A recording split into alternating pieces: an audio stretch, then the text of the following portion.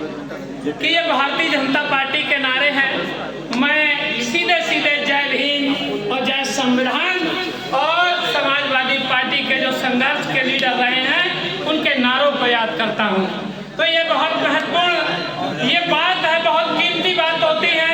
आदरणीय अखिलेश यादव जी बात जो प्रतीकात्मक होती है उसको समझना चाहिए। अभी 3 मूर्तियों का जो राष्ट्रीय प्रेरणा स्थल बताया जा रहा है, एक प्रेरक व्यक्तित्व का आज जन्म हुआ था। मैं उसको बताना चाहता हूँ कि ऊधम सिंह जी नमन तुम्हें है, ऊधम सिंह जी नमन तुम्हें है और भारत की माटी के लाल। ऊधम सिंह जी नमन तुम्हें है, भारत की माटी के लाल और डायर को लंदन में मारा। बोल सदानंद की जय, बोल और बोल सदानंद की जय। ये प्रेरक व्यक्तित्व होते हैं। बाकी मैं किसी की आलोचना नहीं करता, लेकिन ऐसा कोई भी व्यक्ति है नहीं जो ये ना समझता हो कि प्रेरणादायी कौन होता है, प्रेरणा किससे दी जानी चाहिए। और प्रेरणा वो होती है जो पूरे देश को, पूरे लोग को, बड़े समाज को प्रेरक जो करता हो वो प्रेरणादायी होता है।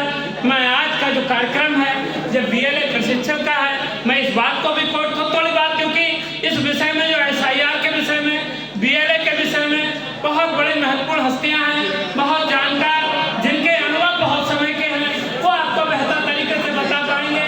मैं तो एक कार्यकर्ता आप लोगों की तरह हूँ, मैं तो केवल आप लोगों को झकझोर सकता हूँ।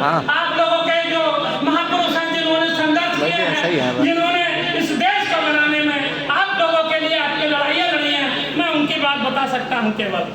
तो जिस तरीके से मैं बताना चाहता हूँ कि जो सुरक्षित सीट है बाबा साहब डॉक्टर भीमराव अम्बेडकर ने, यहाँ पर जितने भी बैठे हुए लोग हैं जिनको कभी राजनीति के गलियारे में कभी भी मैं समझता हूँ बल्कि प्रधान के गलियारे से गुजरने का अधिकार नहीं था, ऐसे लोगों को बाबा साहब डॉक्टर भीमराव अम्बेडकर ने वोट देकर आपको सदन तक, संसद तक और इस लायक बनाया कि बड़े बड़े लीडर और बड़े बड़े लोग, चाहे वो झूठे ही सही, आपके दरवाजे पर आते हैं और आपकी सहूलियत की और आपकी अच्छाई की बात करते हैं। मैं नाम लेना चाहता हूँ मान्यवर काशीराम का, मैं नाम लेना चाहता हूँ मान्यवर काशीराम का। जिस तरीके से SIR की बात हो रही है, BLA के साथियों ये समझ लेना, क्योंकि समाजवादी पार्टी ने जो काम करने जा रही है, इसका महत्वपूर्ण काम यह है कि मान्यवर काशीराम कहा करते थे कि वोट की अधिकारों की रक्षा उसी तरीके से करो जिस तरीके से बहन और बेटियों की इज्जत की रक्षा की जाती है।